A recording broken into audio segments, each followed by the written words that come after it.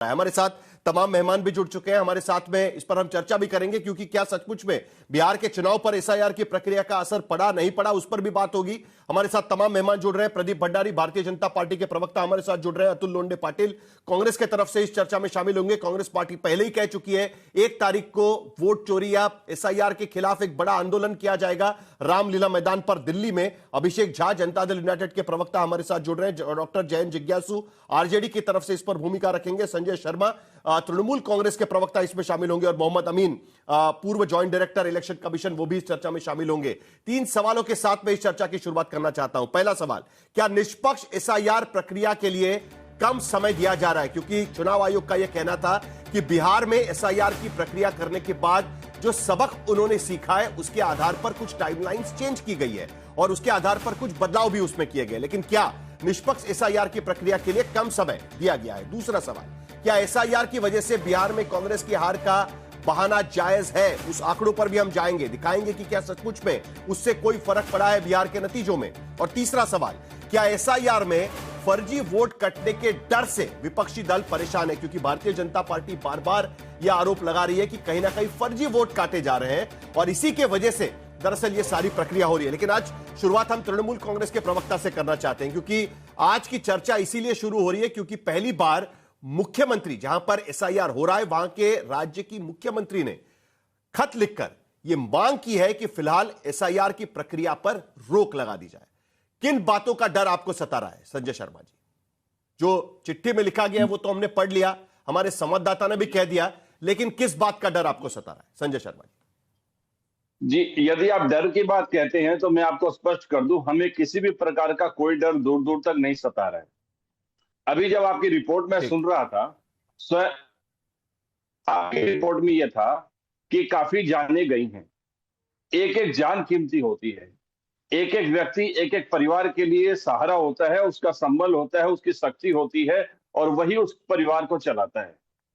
ये इतनी जल्दीबाजी में जो किया जा रहा है, हम इस प्रक्रिया में चाहते हैं कि थोड़ा समय दिया जाना चाहिए। जैसे फील्ड पर जो व्यक्ति काम कर रहा है, फील्ड पर जो बीएलओ काम कर रहे हैं, उनको मानसिक जो तनाव से गुजरना पड़ रहा है, जो मानसिक यंत्रणा वो झेल रहे हैं, वो अपना स्कूल का काम भी है उनका और एक्स्ट्रा उनको ये काम भी करना है और इतने कम समय में लोगों की जानें जा रही हैं, लोग मानसिक रूप से अवसादग्रस्त हो रहे हैं। असल में कोई भी काम हो, सरकार का हो, चुनाव आयोग का हो, ये सारे काम तो हम जनता के लिए करते हैं, जनता की बेहतरी के लिए करते हैं, सुचारू रूप से सारी चीजें संपन्न हो जाए इसलिए करते हैं। लेकिन जो हमारे फील्ड में काम करने वाले लोग हैं, वो यदि मानसिक रूप से अवसादग्रस्त हो जाएंगे, डिप्रेशन में चले जाएंगे और कई जो जानें चली गई हैं, ये चिंता का विषय है। चुनाव आयोग को इन बातों का संज्ञान लेना चाहिए और इन बातों पर उचित कार्रवाई करनी चाहिए। हम तो शुरू से ही कहते आ रहे हैं, कोई भी प्रक्रिया हो, अब एसआईआर में जो वर्तमान में जो प्रक्रिया है, अब इसमें यदि लोगों को समय नहीं दिया जाएगा काम करने का, इंसानों को यदि मशीनें समझ लिया जाएगा, तो चुनाव आयोग कहीं ना कहीं बड़ी भूल करेगा।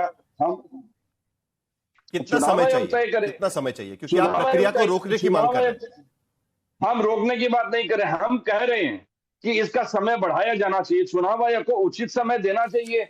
और मैं नहीं समझता कि चुनाव आयोग यदि चाहे तो उपयुक्त समय का चुनाव आयोग दे नहीं सकता और ठीक से सारी प्रक्रिया निपट जाए, ऐसा कर नहीं सकता।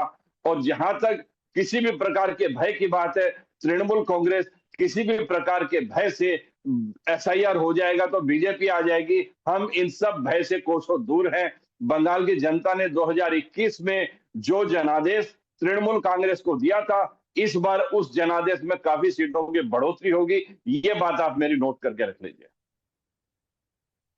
ठीक है, तो कुल मिलाकर आपका यह कहना है कि प्रक्रिया में बदलाव होने चाहिए, ज्यादा समय भी देना चाहिए। प्रदीप भंडारी प्लीज रिस्पॉन्ड करिए, क्योंकि बिहार के भीतर भी इसी मुद्दे को लेकर सवाल उठाए जा रहे थे कि भाई प्रक्रिया बड़ी जल्दबाजी में की जा रही है, बहुत भागदौड़ हो रही है, उसमें कई लोगों के पास कागजात नहीं है, बाकी सारी चीजें नहीं है। एक बार फिर टाइम को लेकर, टाइम लिमिट को लेकर सवाल यहां पर उठाए जा रहे हैं। साहिल जी, असली डर तृणमूल कांग्रेस का यह है कि घुसपैठियों का जो संरक्षण कर रही है, एसआईआर होने के कारण धीरे धीरे ये सबके सामने आ रहा है। मैं आपको एक एक कर एविडेंस दिखाना चाहता हूं। यह है कलकत्ता के अंदर गुलशन कॉलोनी। यहाँ पे 2 लाख लोग पाए गए पर जब एसआईआर के समय में न्यूज ने रिपोर्ट किया है, पता चला 1000 लोगों के पास में भी ना वोटर आईडी पाया गया, ना इनके पास में आधार कार्ड पाया गया। इंडिया टुडे जो आपका सिस्टर चैनल है, वो कई जिलों के अंदर गया, ऐसे जिले जो बॉर्डर एरियाज में आते हैं, और उसकी ग्राउंड रिपोर्ट ये कहती है कि यहाँ पे बांग्लादेशी घुसपैठिए हैं जिनको वोटर आईडी दिया गया, पर ये जो है हिंदुस्तान के वोटर नहीं है। आज ही मैं आपको एक ऑडियो सुनाना चाहता हूँ, जरा सुनिएगा। কত সালে করেছেন এবারে? 2002 এর পরে হয়েছে, 2003 সালে এরকম। আপনি কি আদৌ ভারতীয় বাসিন্দা ছিলেন না?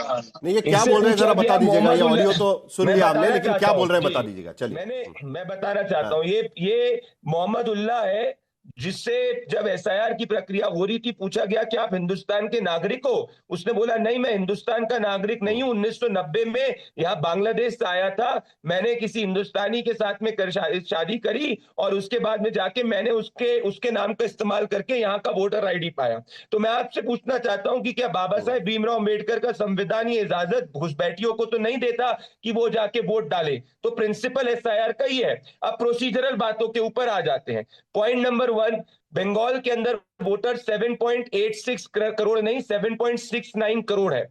बिहार के अंदर टोटल वोटर्स की संख्या बंगाल से ज्यादा थी। इन्होंने यही पैटर्न के तहत बिहार में कहा था कि ये दिक्कत हो रही है, टाइम कम नहीं है। जब ये मामला कोर्ट के अंदर गया तो कोर्ट ने कहा SIR is a voter friendly process. अगर इनको लगता है कि ये वोटर फ्रेंडली प्रोसेस नहीं है तो तृणमूल कांग्रेस के पास इतने बड़े बड़े वकील है, वो कोर्ट में जाके ये सब एविडेंसेस को प्रस्तुत कर सकती है। ये मीडिया में ड्रामा करने से नहीं होता है।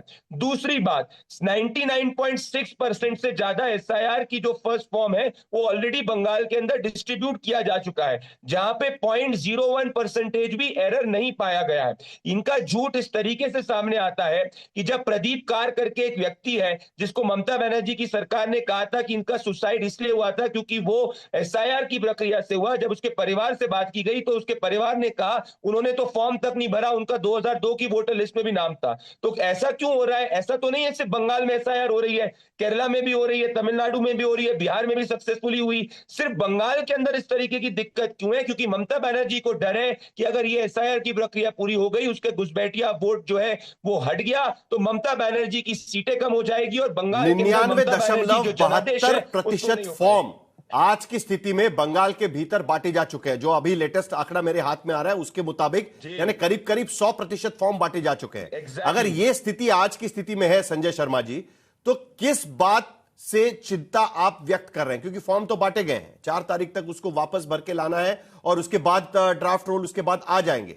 प्रदीप भंडारी आरोप लगा रहे हैं कि आप रोकना चाहते हैं इस प्रक्रिया को ताकि उन लोगों को समर्थन मिल सके, उन लोगों को मदद मिल सके कि जो दरअसल इसमें घुसने की कोशिश कर रहे हैं। संजय शर्मा जी। प्रदीप भंडारी जी किसी मुगालते में हैं। हम लोग किसी भी तरह के किसी भय की अवस्था में नहीं है और हमें दूर दूर तक कोई डर नहीं है। 2024 में लोकसभा चुनाव में हमने साबित किया है भारतीय जनता पार्टी की सीटों में काफी कमी आई थी और अब विधानसभा चुनाव में भी आज आपके सामने बोल रहा हूं, इनकी पहले 70 प्लस थी, अभी 50 के नीचे सीटें रहेगी। नंबर 1। नंबर 2, ये जो फॉर्म डिस्ट्रीब्यूट हुए हैं सही है, लेकिन कितनी जाने भी तो गई हैं। अब लोगों ने दबाव में जो काम कर रहे हैं, हम यदि व्यक्ति और देश के लिए और देश की जनता के लिए पूरा काम करना चाहते हैं, हमें वो चीज अपने जहन में रखनी चाहिए और चुनाव आयोग को ये उचित था कि वो थोड़ा और समय देते। 2। नंबर 3, मैं अब इस पॉइंट पर आता हूं। आपके इंडिया टुडे को बांग्लादेशी वहां पर मिल गए और कई लोग भारतीय जनता पार्टी के लोगों को बांग्लादेशी मिल जाते हैं। मैं कहता हूं कि इनको जो जो बांग्लादेशी मिलता है, अब या तो निकटवर्ती थाने में या केंद्रीय गृह मंत्रालय को सूचना दीजिए। फिर जब से मोदी सरकार आई है, बांग्लादेशी घुसपैठियों को, अवैध बांग्लादेशियों को बांग्लादेश वापस भेजने की जो प्रक्रिया है, यदि हम मनमोहन सिंह जी का कार्यकाल देखें तो जितने लोगों को बांग्लादेश भेजा गया था एनडीए की सरकार में, ये लोग जो बार बार बांग्लादेशी करते हैं, मनमोहन सिंह जी बात भी देखनी पड़ेगी प्रदीप भंडारी, नहीं कर सके। अगर 99.72% फॉर्म बांटे गए हैं तो वह सारे वोटर उस जगह पर मिले होंगे ना। अगर ये प्रक्रिया सारी ठीक से चल रही है, अगर कहा जा रहा है तो 99.72% लोग वहां पर मिले हैं, तो यहां पर घुसपैठी कहां से आ गए? सारे के सारे लोग मिले, उनको फॉर्म दिया गया ये लोग की तरफ से। सवाल यहां पर यह है कि थोड़ा समय लीजिए, अगर साहिल आपको जी, लगता है कि उसमें गड़बड़ है तो आपको ठीक करने का मौका भी मिल जाएगा। साहिल जी, पहली बात तो इसमें हम कोई पार्टी नहीं है। अगर तृणमूल कांग्रेस को लगता है समय देना जी। चाहिए तो सुप्रीम कोर्ट चले जाए। तृणमूल कांग्रेस को पता है कि इस बार एक तरफा बंगाल की बेटियां ये भ्रष्ट परिवारवादी ममता बनर्जी की सरकार को हराने के लिए पूरी तरीके से तैयार है। और आप भी नोट करिएगा संजय शर्मा, ममता बनर्जी की 2026 के चुनाव में विदाई होने वाली। मैं आपके बीच में नहीं बोला था, चुप रहिए, चुप रहिए संजय जी, मैं आपके बीच में नहीं बोला था, डिबेट खराब नहीं, होगी, बीच में मैं नहीं बोला था, आपकी तीनों बातें सुनी। पर्सनल टिप्पणी नहीं, एक दूसरे पर आपके पर्सनल टिप्पणी नहीं, मुद्दे पर बात संजय करेंगे, जी, मुद्दे मैं पर बात करेंगे। मैं मुद्दे, ये सारी पहली डिबेट बात, हमें पहली बात, पश्चिम बंगाल के चुनाव के दूसरी, नजदीक पे कई बार करने हो सकती है, लेकिन आज जरा एसआईआर पर रहेंगे हम लोग। चलिए प्रदीप भंडारी बात खत्म करिए, अतुल लोंढे पाटिल इंतजार कर रहे हैं। अक्टूबर 29, 2025 को ममता बनर्जी के राइट हैंड बॉबी हकीम कहते हैं कि अगर चुनाव आयोग और चुनावी प्रणाली के अंदर एसआईआर हुआ तो हम टांगे तोड़ देंगे। अभिषेक बनर्जी लोगों को कहते हैं कि अगर भारतीय जनता पार्टी का कार्यकर्ता दिख जाए या कोई भी दूसरा दिख जाए तो उसके हाथ पैर बांध लो। तो बौखलाया कौन हुआ है? बौखलाए तो तृणमूल कांग्रेस वाले रहे। अब फैक्चुअल एक बात करना चाहता हूं मैं साहिल जी, सिंपल फैक्चुअल बात। बिहार के अंदर इन लोगों ने यही पूरी बात करी। क्या एक भी अभी तक ये केस बता पाए कि जो कोर्ट के अंदर कि भाई ये जो है इसके अंदर धांधली हुई है, ये वोटर है जिसको नहीं रखा गया है, प्रोसेस हुआ, लोगों ने पॉइंट किया और पूरी प्रक्रिया हुई? अभी भी तृणमूल कांग्रेस एक व्यक्ति का नाम नहीं बता पा रही है जिसको जो है वोटर है और जिसको हटाया गया है। अब मैं इनके आर्ग्यूमेंट को ले जाना चाहता हूं, 5 सेकंड अपनी बात कंप्लीट करूंगा। ये तो बहुत ड्राफ्ट रोल आया नहीं है ना प्रदीप एक भंडारी, सेकंड, इतने जल्दी कहां से नाम बताएंगे? ड्राफ्ट रोल आएगा, उसके बाद देखना पड़ेगा कि बीएलए उनके क्या करते हैं। अच्छा, तो अभी से जो बीएलए जो है वो जो ये कह रहे हैं कि अभी से सब बीएलए को कितने बीएलए हैं मुझे बताइए साहिल जी? 80,000 से ज्यादा टोटल बूथ लेवल एजेंट है। क्या ये 80,000 से ज्यादा बूथ लेवल एजेंट में 99.999% जो अपना काम कर रहे हैं? अब तृणमूल कांग्रेस को एक स्पेक्टिकल क्रिएट करना है क्योंकि उसके घुसपैठिए के वोट जा रहे हैं, बॉर्डर से डर डर के बांग्लादेशी भाग रहे हैं। लेकिन ये मुद्दा सिर्फ बंगाल तक सीमित नहीं है। 400 किलोमीटर की जमीन दे दो आज जो अभी तक रखी हुई है।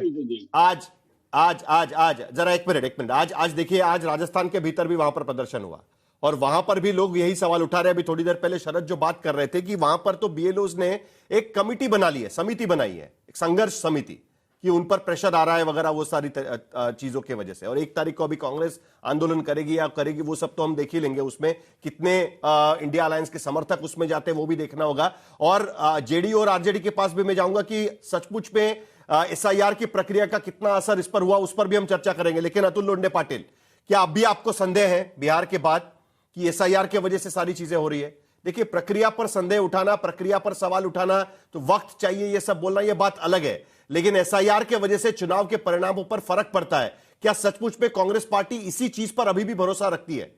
सीएलपी की मीटिंग हुई है, उस पर भी मैं आपसे सवाल पूछूंगा, लेकिन जल्दी से इसका जवाब दीजिए पहले। बिल्ली जो है ना, आंखें मूंद के दूध पीती है, इसका मतलब ये नहीं कि वो चोरी करे लोगों को दिखता नहीं है। कितने लाइन में आप अपना उठा के देख लीजिए खुद का वीडियो फुटेज, जिसमें जब लाइन में खड़े थे कई लोग बाहर जा रहे थे कि हमारा नाम काट दिया गया है। कितने मुर्दों के साथ हमने चाय पिया है, उन्होंने कहा हम जिंदा है, मुर्दा नहीं है, ये कहा है। इन्होंने एक भी घुसपैठिया दिखाया नहीं है। ये व्यक्ति कौन है जिसका वीडियो मेरे पास है? वो बता रहा है कि घुसपैठिया पे कंट्रोल किसका है, घुसपैठे पे कंट्रोल किसका है? कौन नहीं है? नरेंद्र मोदी जी ने कहा था कि केंद्र सरकार, बीच में बोला नहीं मैं, प्रदीप जी बीच में बोला नहीं मैं, अभी पोल खोल रहा हूं तो अभी शांति सुनिए। ये शांति मुनि अक्का जो है, जिसकी आत्महत्या हुई है, उसके ऊपर एफआईआर करने के लिए उसके परिवारजन जो है वो पहुंचे पुलिस स्टेशन में। बताइए, हैंडबुक दिया है क्या? कोई हैंडबुक दिया नहीं है, बीएलओ का ट्रेनिंग नहीं है, पॉलिटिकल पार्टीज के साथ कोई कंसल्टेशन नहीं किया है और कुछ नहीं। बस हम करना चाहते हैं, हम करेंगे, आप मरो या जिंदा रहो, हमें जीतना है। क्योंकि कुछ जो ईवीएम मशीन होती है ना, उसमें पता चलता है कहां हमको वोट मिला है और कहां वोट नहीं मिला है, वहां के वोट काट डालो। ये सीधा बड़े पैमाने पर हुआ है। देखिए, बिहार में 16 लाख फॉर्म जो है वो फॉर्म नंबर 6 जरा अतुल लोंढे पाटिल, कहां से है? 21,25,000 फॉर्म कहां से? अतुल लोंढे जवाब दूंगा बस।